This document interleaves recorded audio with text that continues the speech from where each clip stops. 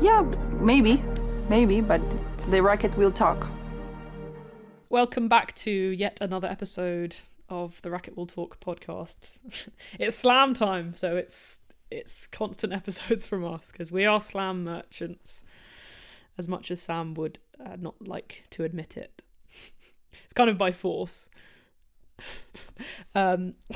We are going to do our power rankings that Sam made famous, or you made famous for doing them yourself, and I'm on the bandwagon. And then we're going to do a little dissection of the US Open draw. And maybe if that goes really, really quickly, we can talk a bit about the US Open tournament that has already finished. But we'll see how it goes. Maybe not. I feel like I need quite a lot of time to talk about that. So, power rankings. Should we get straight into it? Let's do it. What do you want to start with, men's or women's? Men's, as ever. You want me to start? Yeah. Okay. I've got a list of 10 men who theoretically have a chance of winning the US Open. But I guess the 10 most likely, and I guess we have to come armed with arguments as well for why we've put them where we've put them. So, at number 10, I have Flavio Cobolli. Why? I'm not 100% sure. I was looking through the names that were there, and I was like, he's the one that, if I'm being honest about, I can see happening more than some others who you maybe could make better arguments for. I really liked his level at Wimbledon. I think he's super talented, and he's got a high level in there. And I also predicted that he'd win the US Open because it feels like a place where a young, exciting guy comes through and kind of mixes up adds some chaos into the equation, and it has been the case for 20 years. It's been 20 years since a man defended his US Open singles title. So it is the slam that feels a bit more open on the men's side. Yeah, I'm not sure whether his game is great on hard courts, but we'll see. So my number 10 is Flavio Cobolli. My number 10 is Alejandro Davidovich because that's worse. I think it's, I guess it's a bit worse, but I can back it up kind of. He can't. Oh yeah, never can, but I think he can play great tennis even on hard courts, which I wouldn't have said that quite as much before this year. I always felt like his whenever he would end up winning a title, which still hadn't happened, it would be on clay, of course. That would have been the logical goal. But this year, can argue his best tennis has actually been on hard. So can possibly do something, cause some chaos. I don't know about winning the title, but I know about winning the title. I know he's not doing it. This far down in the rankings, I actually don't think any of them actually have a chance. So yeah, I have him there. Could get some big wins. Could also, of course, lose, retire early, whatever. But he's there. He's my number 10. Yeah, I like that pick. I like it. Like, we all know he's not winning, but I like it as a guy who's like got the potential to win. If you were just looking at the level. Mm-hmm. Speaking of, though, people who could retire early, I'm thinking about Grigor Dimitrov. I don't have him on my list, but I would have probably put him there had he not retired 5 slams in a row. And he's actually not playing though. Oh, yeah, that might be why then. Davidovich Fokina's the 18th seed though. I just saw that on the draw, so that's pretty high up. Good for him. At number 9, I have Francis Tiafoe. I think this is a kind of obvious pick if you're looking for outsiders in New York. We know how he always shows up here, always wants to do something, always can bring his best level. I think he was it quarterfinal last year? Something like Yeah, so he made the semis of 22 for sure. Yeah. And then at least, I think, maybe 2 more quarters or something. Or maybe No, I think in 2020, I think 1 year he lost to Ben Shelton in a round 4. Oh yeah. Last year he lost to Taylor Fritz in a quarterfinal, or maybe even in a semi-final. Not a semi-final, I don't think. Not a semi-final. Okay. Yeah. But he lost to Fritz quite late on, and he beat Shelton. I think he avenged that win. So this is like you kind of feel it throughout the year that he's just waiting for. He's the Michael Bublé of New York. He's waiting for his time to come to defrost and then start playing his best. But yeah, I think the level is not good enough that even when he's backed by the crowd, he's not going to win. And I'm not convinced he has it in him to play the way he did in 2022, where it was like, oh, this guy could win. But got to put him there considering what the field is looking like.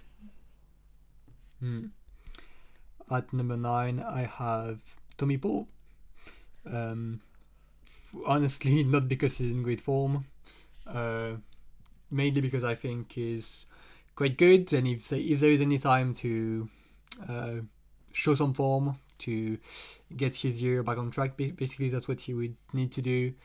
I think this is the place to do it, and he has played pretty well in New York before. I actually think he pushed Sinner pretty far in like 2 consecutive sets last year in New York. So that's my basically my reasoning for this pick.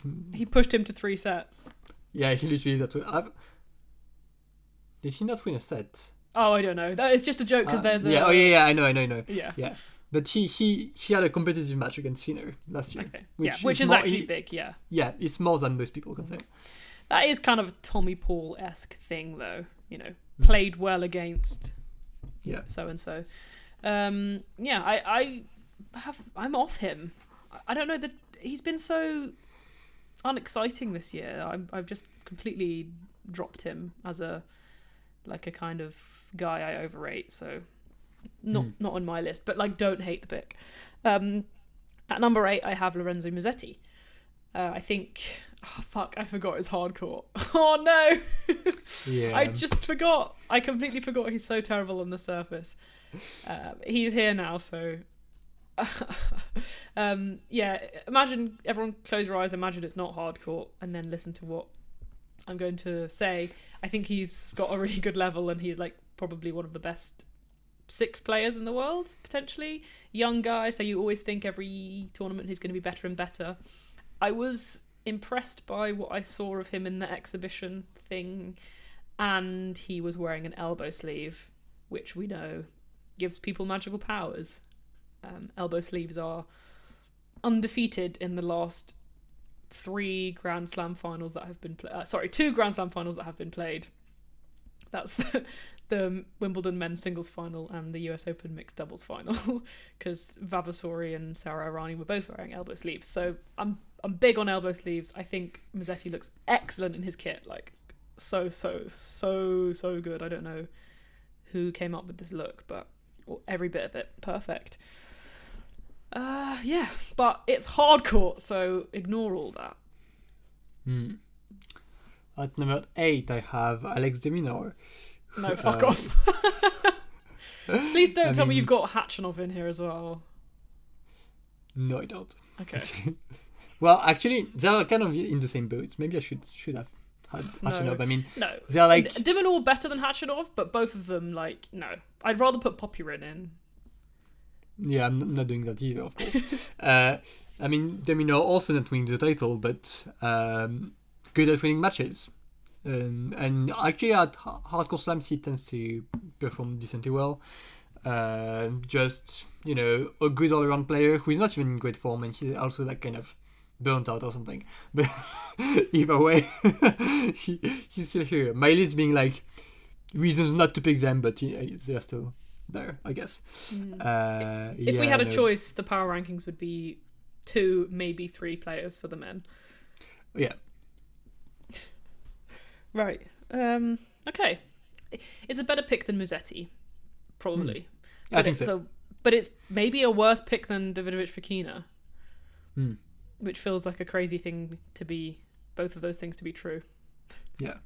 At number 7, I have Alexander Bublik, who maybe we haven't seen. Well, I talked about on the last pod, which we recorded yesterday, in which, if you haven't listened to yet, well, you're listening to this, go back and listen to that, because it was something. It was there. I talked about the fact that he won 2 back-to-back clay titles and then didn't play again.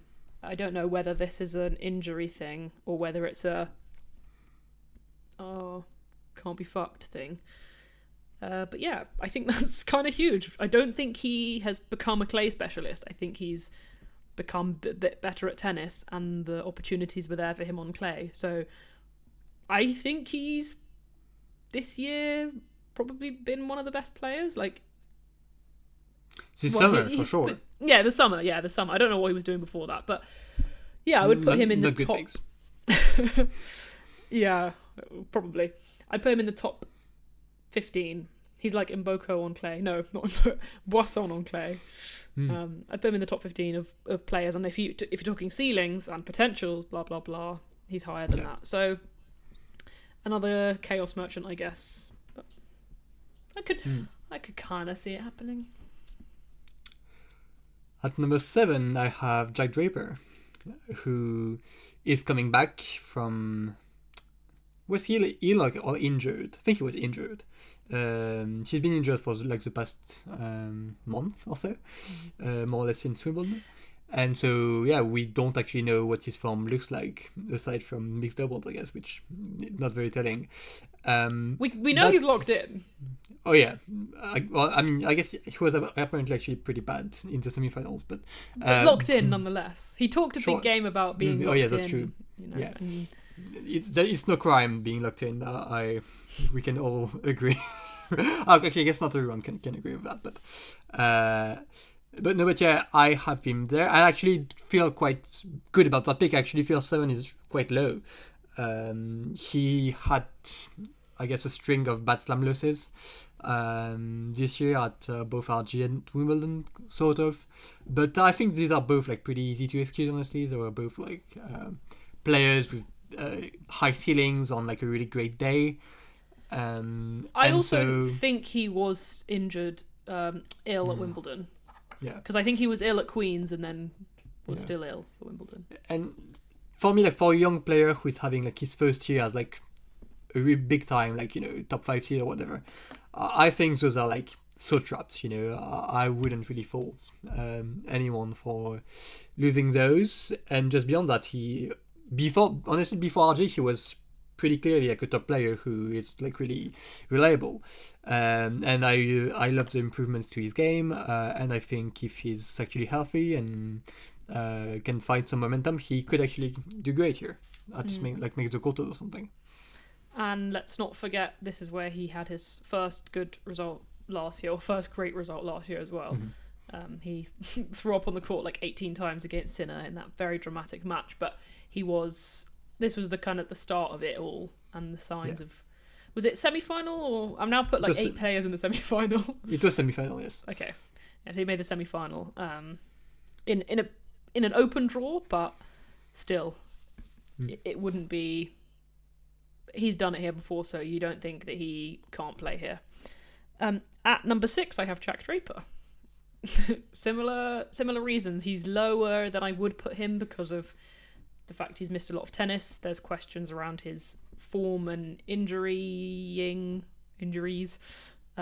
Sometimes with certain players, you can't tell whether they come back in time for the slam because they're ready for that, or they come back in time for a slam, but it's still a bit of a rush, you know. Whether he is going to be, you know, super fresh on day 1, and then he has to get through early round matches, but if he can do that, he can go wherever, or whether it's still question marks over his health and fitness and stuff. So we'll see.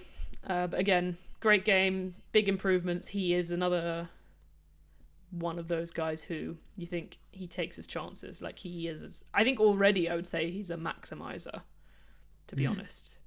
Is in a Medvedevian way. I can see that for sure. Yeah. Yeah. At number 6, I have Zverev, who, I mean, probably deserves, quote unquote, to be ranked higher than this, but I'm sure he'd say that. Yeah, I mean, probably, but I actually don't think so. I mean, made a slam final this year, and since then it's been, I mean, pretty bad. He's still racked quite a few points because he's playing every single week, like his life depends on it. But every single time, he'll reach a match, and not even against great players, and he'll just like not play well and lose. So there's just not that. I mean, there's even less faith in him, like actually breaking through and like getting that slam win than there was even a few months ago. I'm really getting to a point when this is something to be clear, I used to be quite afraid of. I felt like it was very likely at various points in the past few years, and now I'm heading in a different direction. And I guess so is he. I just don't think it's happening anymore. I think he's not doing it. I think sometimes you look at certain moments and you kind of pinpoint them and say, was this a time when there was a readjustment in the mentality or a different way of looking at things where something can unlock in someone? And you see that with a number of players. Maybe someone like Madison Keys. I would say it happened with Sabalenka even. And I think there was a lot of concerns for people who hate him, which is like most people, that a lot of the things that have happened might be that, oh yeah, by the time you lose your third, fourth, whatever slam final in a miserable fashion like that, and it was really close, maybe then that's going to unlock something in you. Maybe the injury, blah, blah, blah. And I think, luckily for us, he has no ability to grow and reflect on anything, and he's just kept on doing the same shit and not changed up anything. So I agree. I don't think he's like made any improvements, and I never felt it. Like, when you look at someone for a while and you think, this is the thing I was talking about yesterday, all those opportunities, chances not taken, that tells me what I need to know about you. I kind of felt like he gave me the same feeling that Pegula always gave me in terms of the slam performance. So I do genuinely feel quite confident to say he's never going to win one. And we're now in a place where there are guys who are way better than him and quite a lot younger, whereas in the past it was way better than him but older. So I feel pretty safe. He is not on my list because he's on that situation of like, I mean, for me, he's like Alex De Minaur. He's Khachanov. He's a guy who... Rublev? Well, actually, I probably should have put instead of De Minaur, to be fair. Yeah, maybe.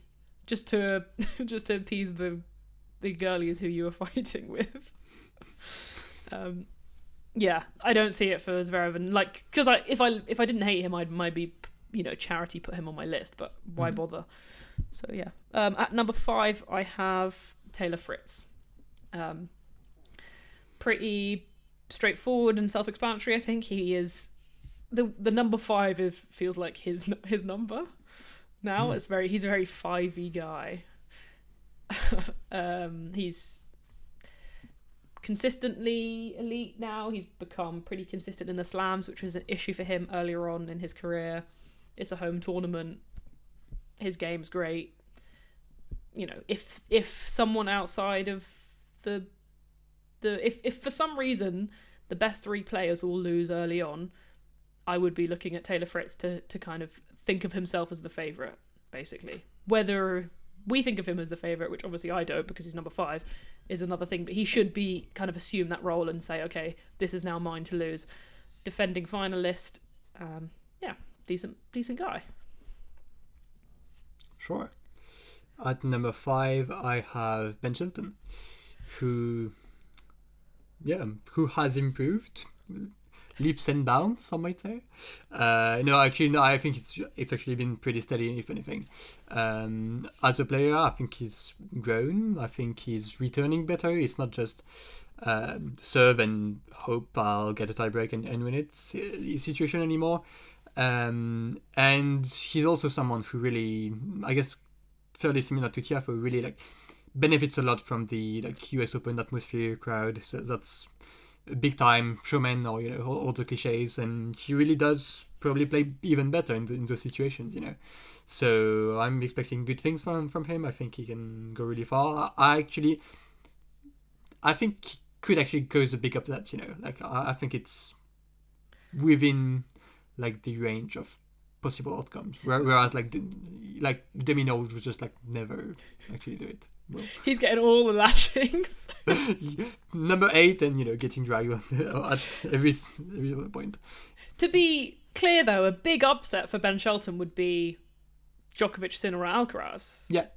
Okay. Because those are the guys who you'd put some amount ahead of him. Who do you think he could? Because I'm assuming you don't think he could upset Sinner.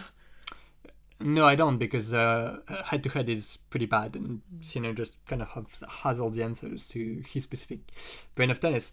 But honestly, Djokovic or Alcaraz, I think, would rather not face Shelton like pretty deep into the tournament. The Djokovic one would be so humiliating. Oh my god, because Ben Shelton would do the bloody hanging up the phone thing, and it would just, yeah. At number 4, I have Ben Shelton. I agree with all of this. I think he has that. I hate to get involved in this, but he does have that star power thing, which for me, it comes from a different place, right? I'm not just talking about fucking marketability and all this bullshit, like, whether celebrities want to watch him play, all that kind of crap that people usually talk about. Mm-hmm. What I mean is, like, when you look at a person, when you look at a player and you think, that's a person who is going to win a slam, because they've got this aura in the old sense of the word, not the way the kids use it now. They've got this this vibe about them where you think like it's hard to imagine them not being a slam champion at some point. And I think it will happen once at some point in the future when there's a draw that's a bit shaky or he becomes quite a bit better. I'm not saying like yes now, but I do feel that way about him. I think he's on the opposite end of the spectrum to someone like Pegula, who's getting her fair share of lashings from me. Yeah, and like you say, improved game, great atmosphere for him. I'm sure he's going to have his girlfriend there, and I'm sure we're going to hear loads about that in the coverage. There's going to be content about that. Yeah, and he's fun to watch, I guess. which shouldn't be a reason for putting someone high on the power rankings, but like it would be more exciting for him to win than probably even Fritz. At number 4, I have Fritz, who I do still rate pretty high.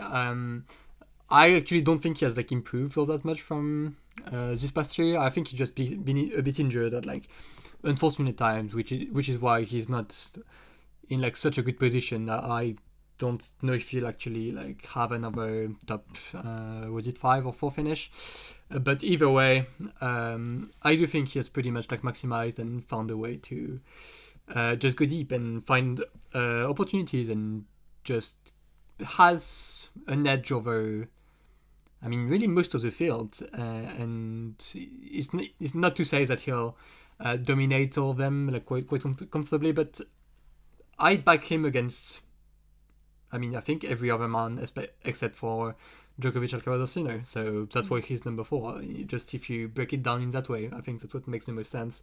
And he's made a final before, which I do think means probably less nerves coming into a quarter or a semi too. I think for me, the weighing up between Shelton and Fritz, because I agree with that, the weighing up between who goes where is Fritz against the field minus the top 3, you trust way more. Like, you think he's going to make pretty light work of almost anyone. Like, maybe he could lose to a Draper, someone like that. But he's probably, at this point, unless he's injured, not going to lose to Talon Griekspoor or that type. Versus Ben Shelton, who that's not proven for us. I mean, he's got good slam results, but it's not a certainty that he does just roll through those opponents. But then you look at their chances against the best, and I think you'd say Fritz has no chance against any of the 3. No chance at all. And Ben Shelton you could see it happening, especially against Djokovic and Alcaraz. So I feel like it kind of is like what you think more about or what you care more about, which is probably why I put Shelton above Fritz. But yeah. At number 3, I have... Actually, no, this is fair. At number 3, I have Djokovic.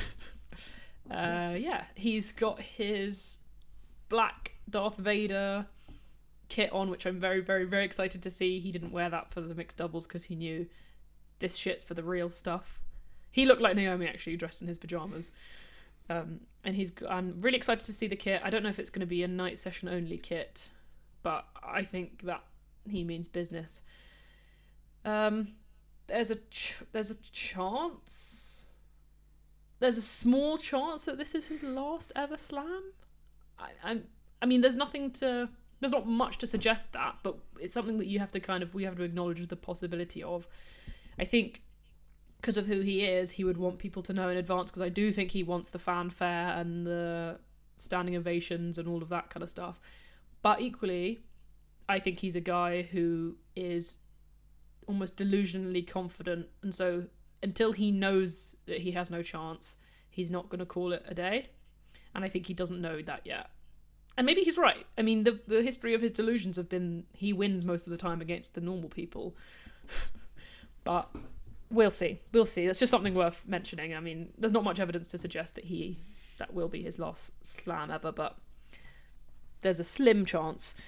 But you don't have to say much about him, do we? I mean, he always just rolls through, in the big tournaments, rolls through everyone who isn't Sinner or Alcaraz. And even on hard courts, if he's playing well, if he's injury-free, he has a good chance against Alcaraz as well. He obviously beat him in Australia with a bit of an injury there. I think Alcaraz is in a much better place right now. But still, that's a matchup and a surface that you think is decent for him. So, yeah, third. I'm going to assume he is also your third. He's also my number 3. I mean, so, we get to that point when it becomes very obvious. Yeah, having him at 3, I made the mistake of underestimating him in my, I think it was RG Pro rankings. I think you put him 9 or something insane. Yeah, so like 7, I think. But yeah, no, number 3 here makes sense. Has won here like not that long ago, actually. Yeah, it was his last. It was his last slam. It was number 24. Yeah, 2 years ago. Oh wow, it's been 2 years. Don't say it. Oh, I'm getting sad. That's kind of remember crazy. I watched that slam and I was like, this is not it. Like this. It was so easy for him, that tournament. It's so crazy to think that could be the last one. Oh my god. No, but yeah, and he still has the ability to perform extremely well across the early rounds and even against, like weaker top 10 of foes or whoever. It's really just about the 2 people above him in these power rankings. And, it looks less and less likely that he'll get over Sinner. Like at this stage, it's like, he's had opportunities at AO, RG, Wimbledon, and it's not this AO, but yeah. Yeah, but yeah, no, not this year, but it's hard to think that US Open would be the place where that matchup somehow clicks for him. But against Alcaraz, you would say he still has a fair chance if he's playing great. So yeah, that's not much else to be said. Best player ever. We know the drill. Don't sound so keen about it. My god. Yeah. Yeah. I do think Sinner's more better on hard courts as well. So I'm not convinced I want to see that match actually, like at all. Thank you very much. I'll just do the injury thing and pull out again if it does come to that. Novak. At number 2, I have Carlos Alcaraz. I had a bit of a struggle putting him second because I think he's so great. And he obviously absolutely destroyed Sinner in Cincinnati. What was it, under an hour? Wonder what happened there. Well, he won. I don't know. I didn't watch the match. I just saw that he won, and it took under an hour. And that Sinner didn't win a game. So Alcaraz, one of the, in my opinion, top 5 player ever, male player ever. I'm going to go out there and say that. But he's just great. He's great. He's in really good form. This is the best season of his career, I would say, across the board. Very much expecting a final here because he seems in a good way. And we'll see. I think it's quite early to be talking about this, but I think the final here would look a lot more like the Roland Garros final than the Wimbledon final, because I think Carlos is way more G'd up, which is what I think it takes. I talk about it a lot, that the matchup is dictated by him and where he's at, and when he's there for it, it will be a good tight match, which either of them could win. When he's not there for it, it's a Sinner win, obviously. But yeah.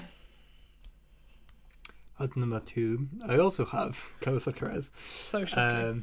Yeah, I know. Of winning the Cincy title, which honestly sounds better than it actually was. I mean, that's from my perspective. Maybe he feels differently about it, and maybe, he's just fully. I mean, he should be, honestly. He should be very confident coming into the US Open. But the two big tests-ish that he had at the end of the tournament, where both players were heavily compromised. So it's. Let's not get into it. Yeah, I guess not. But she was playing well in those matches, but there is a feeling of I wish I had seen more, and I wish those matches had been more than what they turned out to be, because I felt like I would have been even more, I guess, confident in his ability to make the final here at least. But beyond that, he just deserves that spot because he's very clearly number 2 and or number 1 best player of this year, and I doubt that will change by the time year end comes. So yeah, he's there. Has had some struggles actually in New York in the past few years, but I do think it's not like the top level has improved all that much, but I do think he's slowly getting better at getting through draws on a more consistent basis, and he can still have those kind of tight for no reason matches, but the upset feels less and less likely as he progresses. So yeah, he's number 2. I do think he's gotten better over the last few years. Maybe it's an illusion because, as you said, the standard level and the consistency's gotten better, but I do think that, I do think he's gotten better. Just not by much. I mean, already by 2022, his best points were some of the best points you ever watched. So obviously that absolute ceiling was always on show. Yeah. At number 1, I obviously have Jannik Sinner. He's won 9 hardcourt Grand Slams in a row or something. He's the best player in the world and has been for the last 2 years. He is so reliable.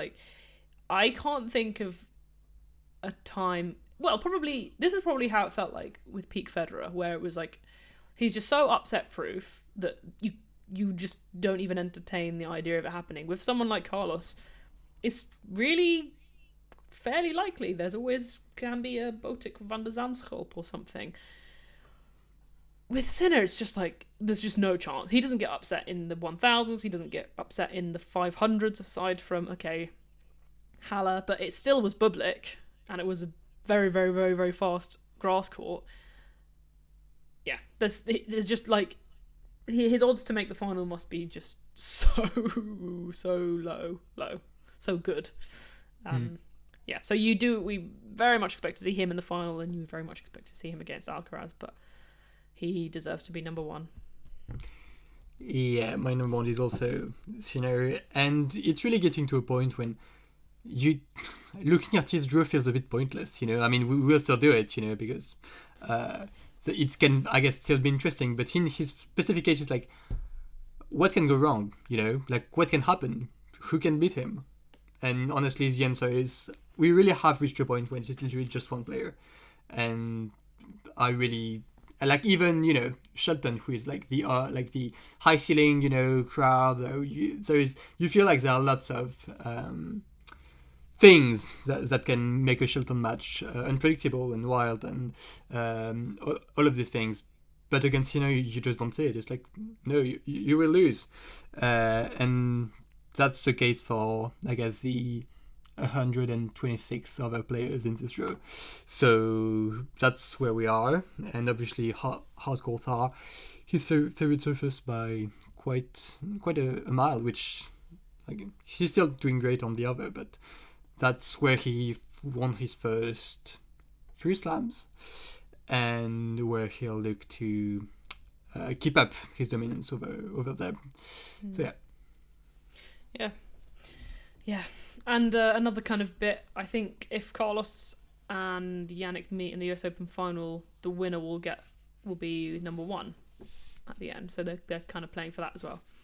Which, Carlos in the US Open playing for the world number 1. I've seen it before. Yeah, it's not like they need any more storyline, these two, but there is even more on top of it. Yeah. They haven't played at the Australian Open, have they? No. Okay. They're kind of close to already being a better rivalry than Fedal. No, not that close for now. They're close. They just need a bit more time. That's that for the men. Any wild cards? No, because they would be in the place of Alex De Minaur, wouldn't they? Yeah, I guess so. Speaking of, where's Peyton Stearns? Is she York. playing? Yeah. Okay, all right. So. She's not seeded. Maybe she might be. No, she's not. Okay. Anyway, we'll move on to the WTA Power Rankings, I guess. It's your turn to go first.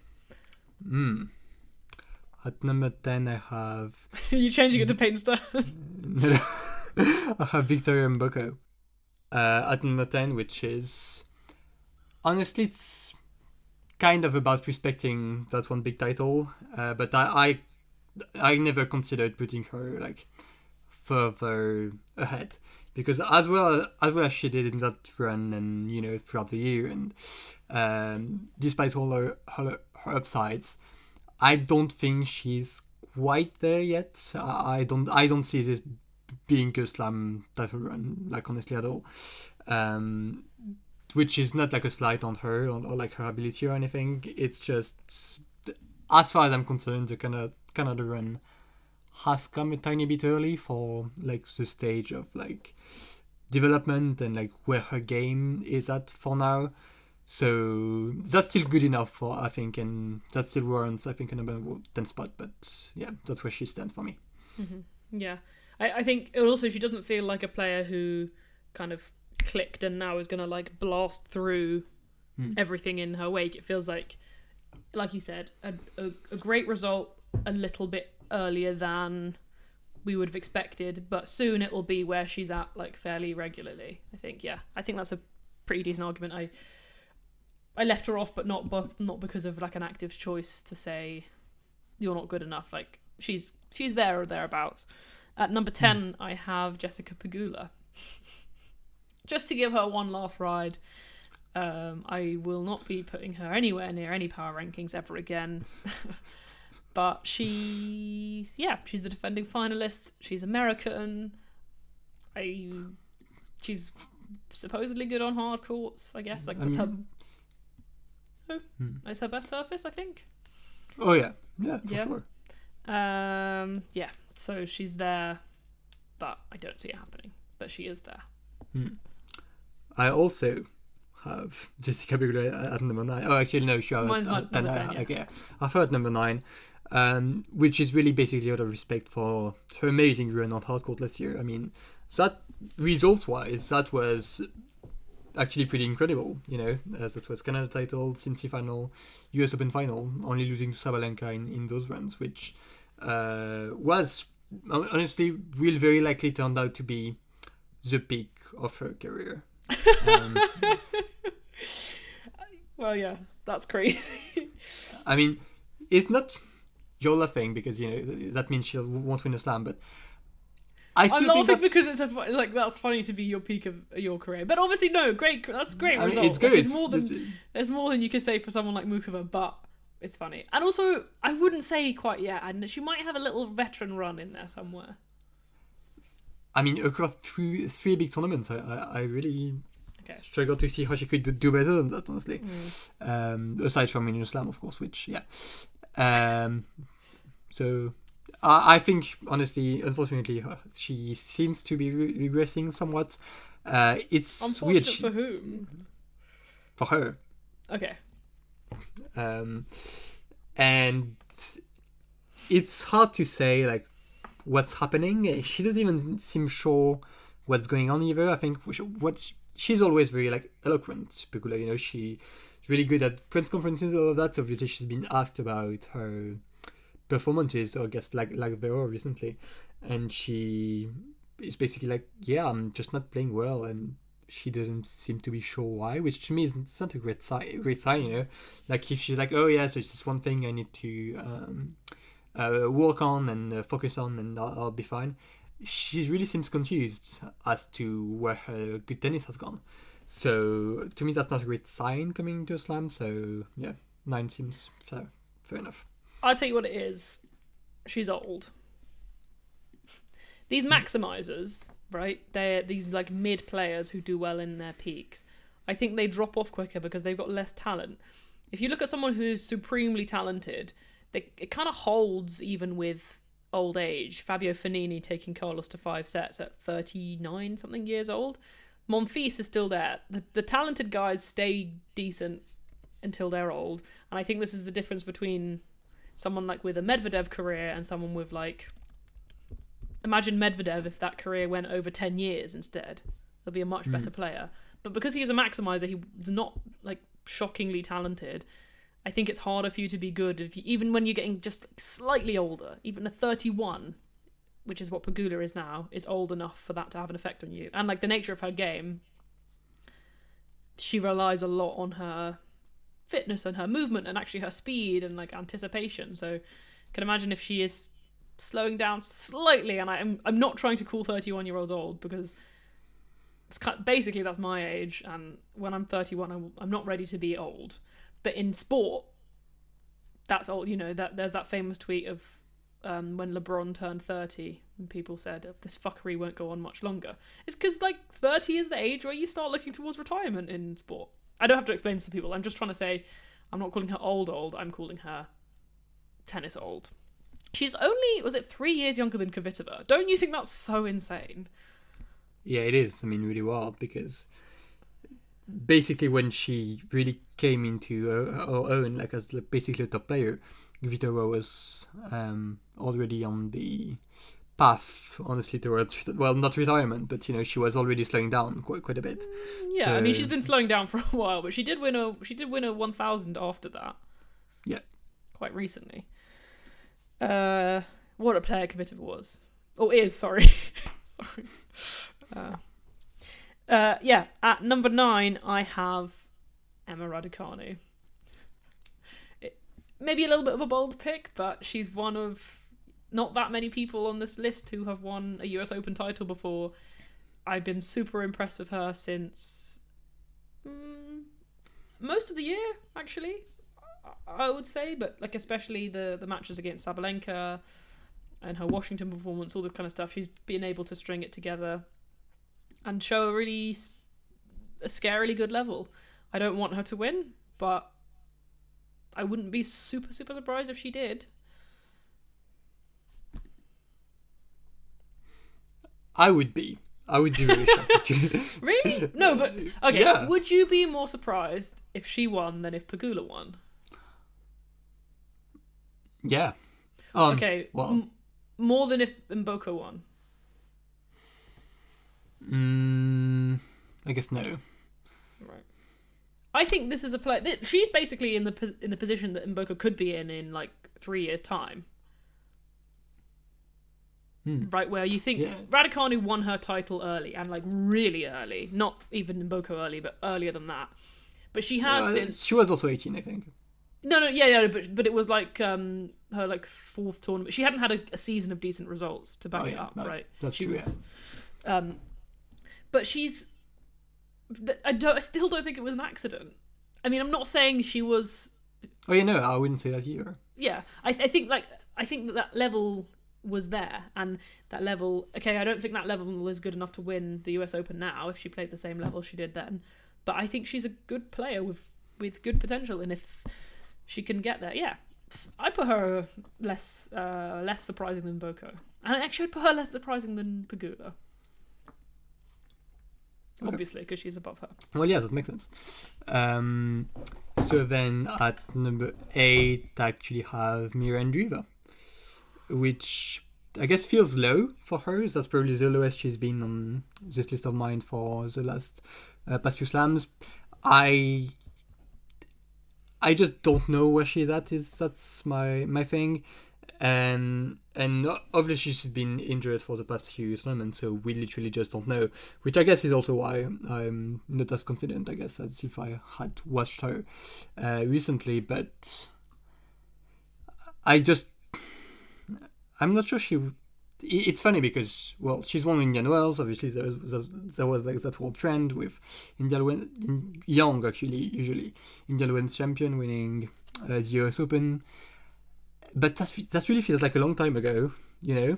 And although she hasn't done badly since, she also hasn't done amazing. I mean, she made 2 slam quarters, which is good, you know. These are good results.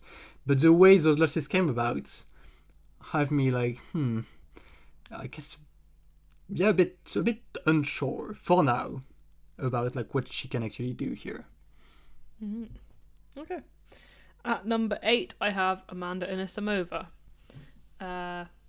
What do we have to say about her? We all saw the good bits of the Wimbledon run. I think we all saw the really bad bits as well. But we saw the level that she can play.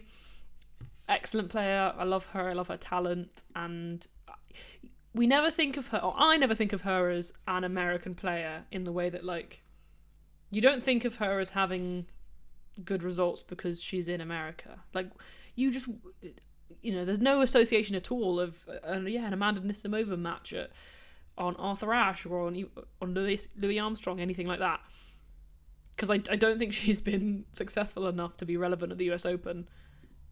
But she is American, so maybe she'll get some boost from playing here, and I think she's had enough time to hopefully kind of get over that Wimbledon loss, which would have been absolutely heartbreaking, and that loss makes me think that next time, if she were in the same position again, she will do better. So yeah, I have her at number 8. Okay. At number 7, I have Naomi Osaka, which is this the first time she's been on your power rankings? Yeah, I think so. She might have been like an honorable mention somewhere or something. No, because it would have been Roland Garros and Wimbledon. So yeah,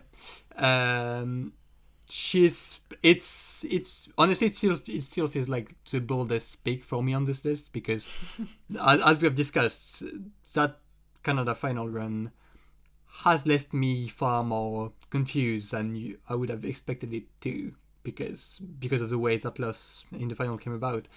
So, but if you just kind of pretend that much didn't happen, well, she's kind of back, you know. I mean, she showed better tennis touch than she has in years. Kind of all just clicked somehow. Maybe Viktorowski had something to do with it, maybe not. That's maybe a bit early to make a call on that. But either way, new blood can be good, can bring in a new perspective, and sometimes, you know, coaching is like not that deep. Sometimes it's just about getting someone to tell you something you know, something you've heard before, but like finding a way to get through to you, and maybe that was really all she needed. So yeah, I know what you mean. This like new coach boost. Sometimes, I mean, people are on both sides of it. Sometimes people wildly overrate it, but sometimes people are too quick to say that's not how coaching works. Sometimes just like you say, a fresh environment, a new face is all it takes. I mean, I find it in this particular situation harder to believe because it was kind of a bit of an accidental thing. Like I don't think it was a plan that she went out to him and said, "Hey, can you coach me?" He was like hanging out in her box, and then she kept doing well, so she was like, maybe this guy's a great coach. Yeah, but I think No, no, she hadn't picked him out. He was in her box just like watching or something like that. Huh? He wasn't at the when they first played. When the first match they were together. It wasn't an active hiring before then. In Canada? Yeah. Before the first match. I'm so sure about this. Someone said this and I'm so sure about it. I feel like we heard there was like literally right before the tournament started, it was like, oh yeah, he's going to fly to Canada and they're going for a trial run. So yeah, okay, fine. Maybe that's what I'm trying to describe. yeah, This trial run. she did mean to hire him. I know it's not that she didn't mean to hire him. It's that I don't think it was a we're announcing this new partnership. You know how some players are super official and committed with it. Yeah, no, it was low key, but I mean it was low key. Yeah, it was low key, and it was almost like, who is there left who hasn't already coached me? Of the sort of tried and tested ones. Yeah. Anyway, yeah. What was the point? Naomi Osaka at number 8. Yeah. Oh, yeah. No, she's your number 7. Number 7, yeah. My bad.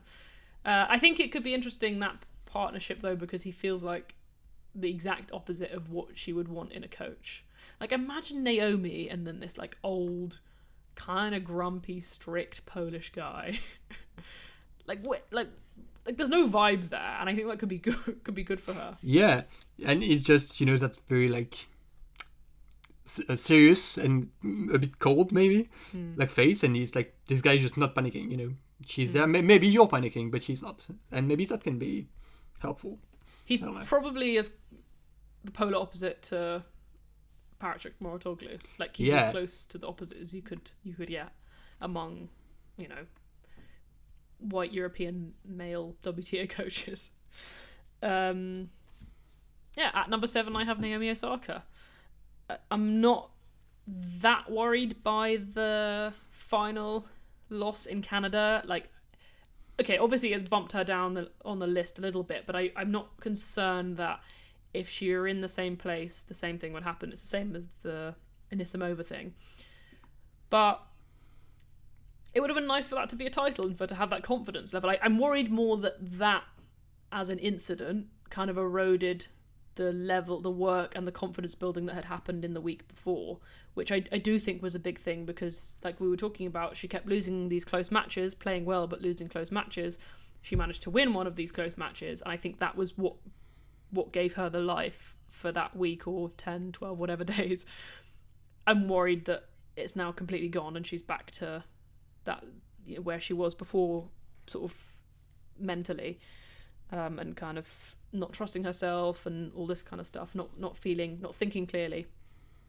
So she's a bit lower than she would have been if she won, but she's on the list because I do think that she played really well for a lot of that tournament, and she's still has the second most winningest Grand Slam player in the draw, I think.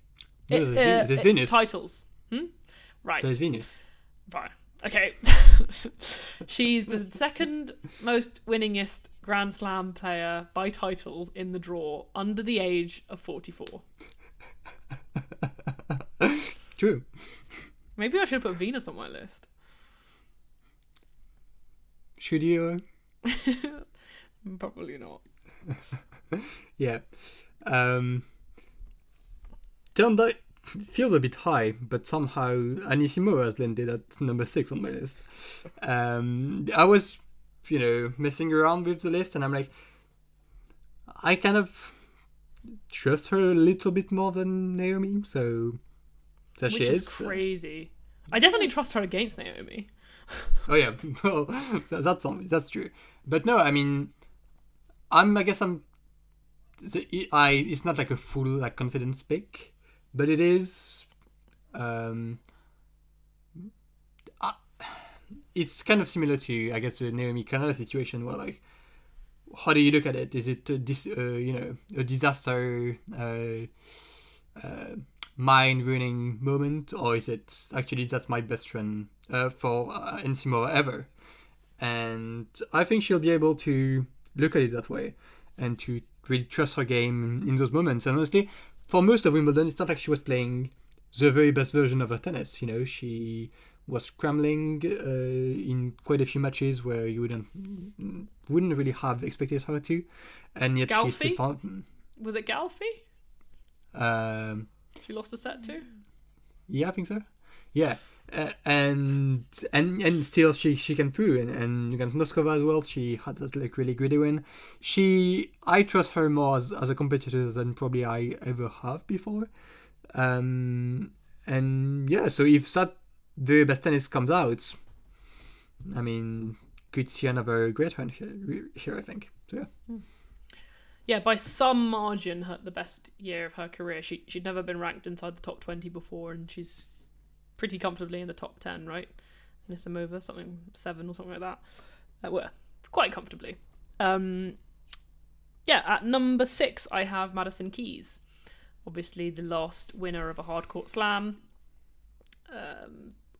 Always been a bit of a slam merchant in like... well, not always... I say this every time. Last 5 years, she's overperformed in slams. I'm not that worried about her kind of consistency or lack thereof throughout the season, because I think at the stage of her career, it's probably hard to be kind of getting up for all those matches. Yeah, and I think she's got a bit of a redemption to do, because I do think that loss a few years ago really, really, really, really hurt her, and I think it would be... I think she's more motivated for this one, but I said that for the last few slams, so wouldn't be surprised if she won, but I'm probably not going to pick her as an exciting outside pick. At number 5, I have Coco. Whoa! Yeah, I guess that's lower than most people would have her. I think she would be in most people's top 3 or 4. But she's not in mine. Famous last words, Samuel. I know. Not playing well. But has that ever stopped her before? I guess it hasn't. But at the end of the day, I think it's just hard to be that much more confident in a player who is playing the way she's been playing. So that, and the one time she did win the US Open, it actually wasn't like this. That run was kind of in some matches a bit ugly, but overall her form was stellar. She was playing amazingly well, and when she won RG, same thing, back-to-back finals at the Big 1000. So it's so we actually haven't seen her play very badly for a few months and then show up to a slam and actually win it. If anything, honestly, her form right now reminds me a bit more of her form at this time last year, where she was also double faulting a bunch and ended up losing to Navarro in like the ugliest match in history. So it honestly, I get that vibe a bit more from her right now, even though she has hired this biomechanical expert, whatever, and I'm sure that could bear results. I just think it's a bit early for that. So yeah, number 5 feels fair to me. Firstly, I think the ugliest match in history is Osaka and Boko Canada final, because there's too much going on there, too much bad shit going on there. That's my vote for ugliest match in history. Yeah, fair enough. At number 5, I have Mira Andreeva. She's high up. I don't know. I know why she got there. It's because I'm still on the Indian Wells thing, the young Indian Wells champion who wins US Open. Because I think we always get tricked by it. We go, oh yeah, but they haven't done much for the last few months, and they've been on. We got really excited over March time, but they've been on a bit of a down. And then they come at you, and you think, what was I doing? you know, what was I doing overlooking this 18-year-old who just won the 5th slam this year? So that's why I put her high up. And I also think in the long run, when everything kind of smooths out a bit, this will be where she is around. Like, I don't think she's going to start dropping down our power rankings in the way that, like, Rune has. I think she needs to start winning slams soon. There you go. That's what I'm going to say. Love her game. Love her coaching setup. Yeah. Sure. Soon is... Well, I mean, is she actually 18 now? I don't know. When someone tells me their age, I just keep it at that forever. Like, I learned a few weeks ago that my friend is nearly 37. And I was like, I thought you were 30. Because when we met, you were 30. Fair so enough. she's like that for me. She's actually 18. I just checked. So she's still quite a bit of time, I would say. But it's not about her age. It's about I know. It's the opportunities. It's the Yeah. Okay, sure. At number 4, I have Madison Keys, which honestly also feels a bit higher than I would have anticipated, but there she is. That's too high. Maybe a bit. But I guess it's also a reflection of I don't trust that many of these women that I actually put in my power rankings, honestly. I think they can do well, but it's in some places I still feel like I did at Wimbledon when I wasn't all that inspired by many of the top players. It's kind of... It's weird because it's a strong crop of players, but individually, I guess for some of them, I still kind of like doubt them for even another. But Keys, I mean, I do think she, can really play great and is more likely to play great here than at basically any other event that we've seen so far.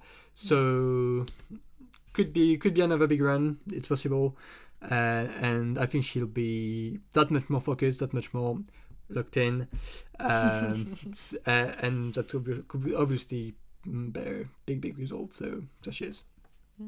Nice. We got number 4. Yeah. At number 4, I have Elena Rybakina. Great summer for her. Good summer for her. Like, super consistent results, kind of climbing back to her level, but falling short a bit. And I think that's probably why I hesitated to put her any higher, because I know people like to overrate her, I would say. But we know what she can do, and like on her day can beat basically anyone. So has to be on the list. Former slam champion, but never done well at the US Open, and there's that question about finishing it off and closing matches as well. So I held her back a bit. And of course, I'm going to overrate Elena Rybakina. She's my number 3. It's not miles off. Yeah, that's fair. It's one of those things where, like, when someone is in that kind of form and just keep falling slightly short, like, it might just happen, you know? Like, that extra... literally that extra point that she needs to win, maybe she'll actually win it this time. And maybe the slam makes a difference in that respect as well. Yeah. The concern here is that she's been kind of terrible in New York, but generally she's been usually terrible in this part of the year, and this time around she hasn't been terrible. She's been pretty good. Pretty great even. So, yeah, I think if she's still, playing at a similar level, and it's not just the level as well, she's been fighting well to get to the semis. She just faltered in the closing stages, but overall it's not like she's been faltering at like any sign of opposition. So I think she'll be willing to fight. I think she'll be willing to grind it out if necessary, and also, of course, when that best tennis comes, I do think it is basically unstoppable. So yeah. Nice. At number 3, I have Coco Gauff. She has won. Last 2 times she switched coaches, she's won the very next tournament. There's no arguing with that. Things don't happen twice without happening a third time. Nothing has ever happened twice without happening a third time. She's hired the genius himself, Gavin, the biomechanic who saved Arina Sabalenka and thousands of Sabalenka's lives. What they call themselves, Sabalenkas, right? Like ER. I guess so. Okay. Yeah, so I think he's a genius, and I think he'll do good work on her serve. I don't think it will come now, at all. But I still do believe in the new coach boost, and I believe in Coco, and I believe in her to win ugly and win in New York. And there's no Emma Navarro in the way this time. That's my thing, is that, like, looking at someone like Navarro, she's someone I could have seen Coco losing to last year. I don't see people like that, like, until the later stages, until she plays someone genuinely elite. I don't see anyone in that vein of an Emma Navarro. I don't know. So yeah, I had to put her high, and I think people tend to underrate her, actually, and her chances in these big tournaments.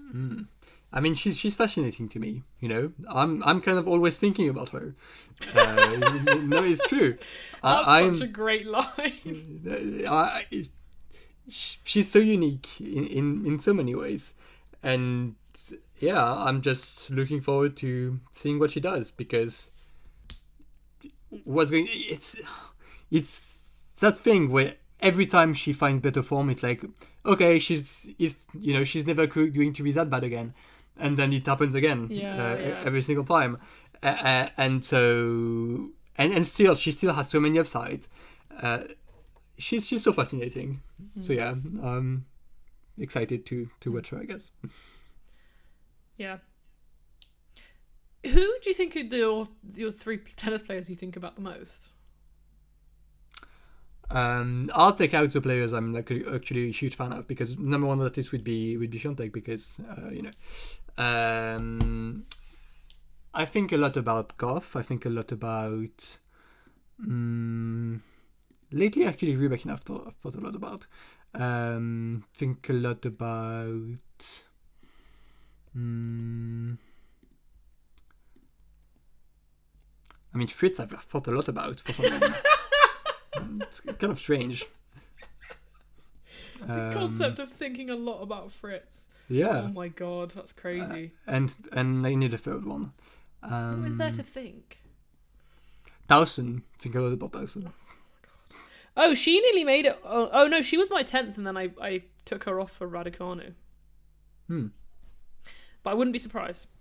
That is actually, no, that's not true. I think about Samsonova more than I think about. I knew you were going to say that.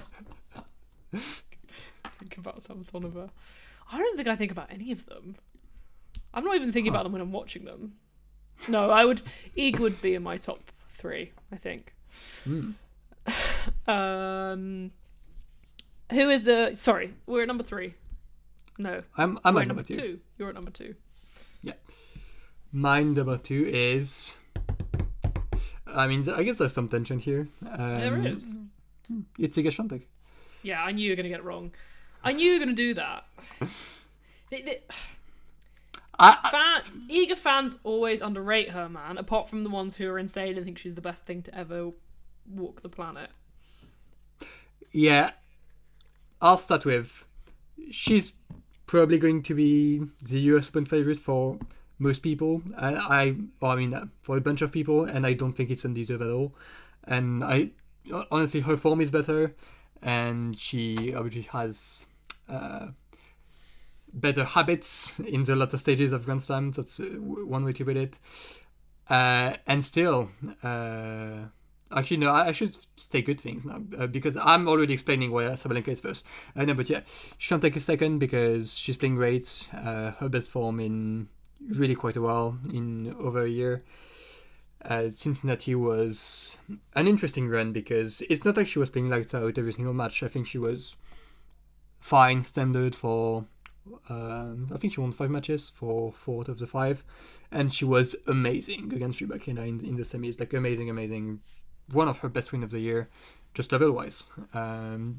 And to me, that's actually pretty inspiring, knowing that there can actually be switch ups between her level, and she can meet a big match and just find the gear that she needs, which I haven't always felt that way about. Sometimes it feels like it's just amazing gear to start with, and it kind of just stay there, or she starts kind of middling, and whenever that big match comes, she actually can't meet it.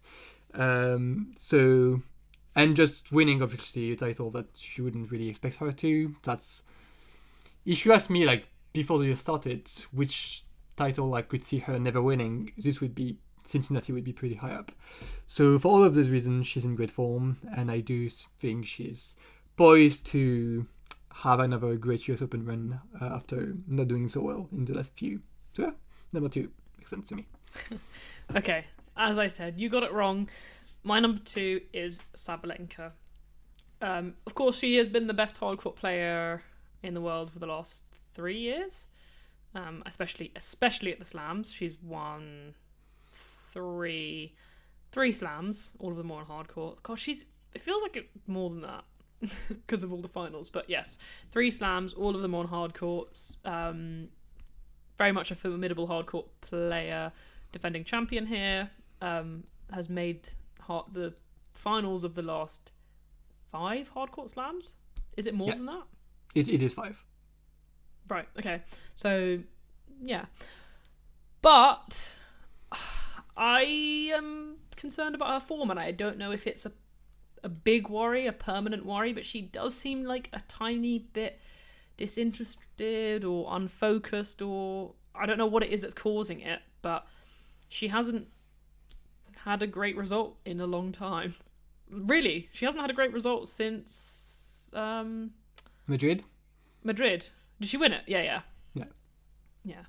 So sometimes it's she hasn't had a great result in a long time. It's time to have a great result, and I wouldn't be surprised if that were the outcome. But sometimes it's she hasn't had a great result in a long time, and that's showing signs of bad form, disinterest, all these other things that could cause that. So I don't know. It makes sense for her to be second, but if Iga hadn't won Cincinnati, she probably would be first still, even having said those things. Mm-hmm. Yeah, so my number 1 is Sabalenka.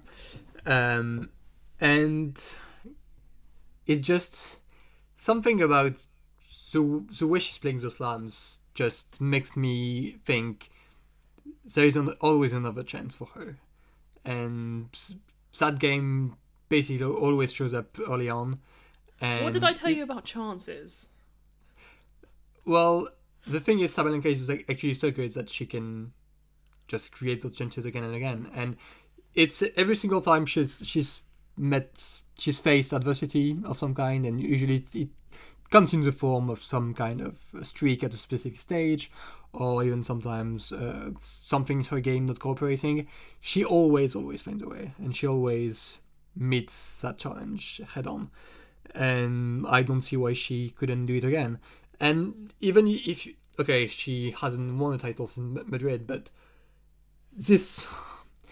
if she wins this slam, I would still say this is the best year of her career, and even though that's not 2 slams like last year, because otherwise she's been great. She's made so many finals, has been so clearly the best player in the world until I guess the few losses at slams this summer. I think it's still possible, and I also, she's coming for her 6th consecutive slam final on a hard court, and her game should still be the best in those conditions. So she is. Actually, you have kind of won me over, because I was thinking about last year. She had a big gap of not having great results, and a lot of that was forced by the injury. But like before Cincinnati, she hadn't won in a while. Yeah, I don't think. So yeah, okay. I do still trust her. But every time she takes a loss to Coco, something feels like it broke there. Something feels like it's broken. You've got to think, after that Iga semi-final at Roland Garros, it's going to be the highest her stocks have ever been. And since then, everything's kind of just gone down. I mean, Iga's then won Wimbledon and won Cincinnati. Like, it's such an interesting back and forth. my number one in the power rankings is Iga. Her winning at Wimbledon felt like a career-changing moment in the way that it was, because she won Wimbledon, but it just completely changes the shape of what her portfolio could look like by the end of her career, because you've just unlocked something so huge. Not only is it's a slam on a new surface, but it's also like I don't know, the ability to come back from a place of looking kind of down and out. Like, that is the first big protracted period of adversity that she's faced, and she came back from it and she did like the most impossible thing that you could imagine in her career, which is winning Wimbledon. I just think that took basically that slam took her like ceiling of total slams from like maybe doubled it from like maybe 9 to 18. Okay, fine, perhaps that's an insane thing to say, but if she can win at Wimbledon in the worst year of her career, it feels like she could just continue winning slams, any of the slams, for however long her career goes on.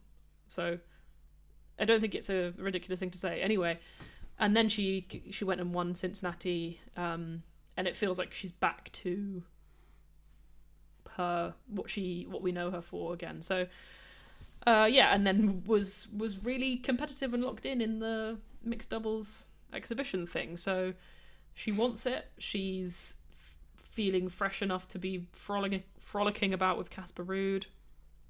I think, are we gonna have an Iga Sabalenka final? We better. Yeah. I do think she's probably gonna win, and also is the Cincinnati pattern, you know. But yeah, that's our power rankings, with the taking into account the fact that is 1 hour and 17 minutes. Do we want to not do a draw preview today and like maybe use the excuse of, oh, we can wait till the qualifiers are placed? Or do you want to plow? Is anyone going to listen to a podcast that's much longer than 1 hour 15? I mean, we have taken that bet quite a few times before. Right. We just had an off the record conversation where we realised that this has already gone over 1.25 hours. So on that, we thought let's leave it at that for the power rankings, and then we'll come back and do a draw preview with some predictions later on. That's going to be hopefully out a day later than whenever this is out. So we might be looking at 3 days of podcast release in a row. Who knows when those will come up? But we had a real big yap about our power rankings, and we're going to save some yap for another day. So yeah, that we'll call it here and see you guys soon. Do you want to do the outro? Thank you for listening. We are excited for the US Open, and we hope you are too. Check back with us quite soon. I am excited for the US Open. It's good. It should be good.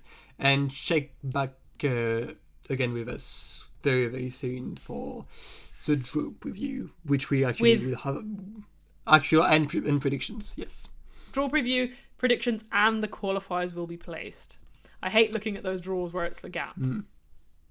And I actually don't like listening to draw previews or watching draw previews where people say so-and-so will play a qualifier. Like, I know it's not their fault, but and we nearly just did it, but it's a shame when that is the case. Yeah. Anyway. So, yeah. Thank you and see you very soon. Bye.